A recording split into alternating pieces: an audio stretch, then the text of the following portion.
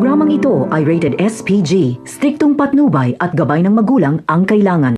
Nasa alanganin na nga ang sitwasyon nila Tanggol, kaya ayon kay Mokang ay babalik na lang siya kay Ramon para matapos na ang gulong ito.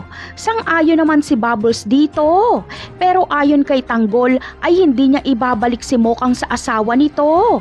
Lalaban siyang mag-isa kahit hindi pa siya tulungan ni Bubbles. Kaya lumaban ngang mag-isa si Tanggol hanggang sa dumating ang puntong si Ramon na ang kanyang nakaharap. Ayon kay Ramon ay ibalik daw sa kanya ang kanyang asawa. Sumagot naman si Tanggol na dadaan muna sila sa bangkay ni Tanggol bago nila makuha si Mokang. Hindi masyadong makita ni Ramon ang mukha ni Tanggol dahil medyo malayo ito at madilim. Samantala, sa mga puntong ito ay nasa kabilang gilid lang sila Olga. Nakatutok na kay Tanggol ang baril ni Olga.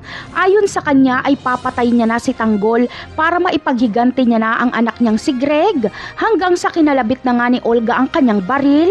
Ngunit hindi pa malinaw kung tinamaan nga ba si Tanggol. Ngunit ano nga kaya ang ginawa ni Olga dito? Binaril niya kaya si Tanggol? Malamang ay hindi. Dahil kung babarilin niya si Tanggol ay makikita ni Ramon ang bangkay nito at ito ang pinakaayaw na mangyari ni Olga.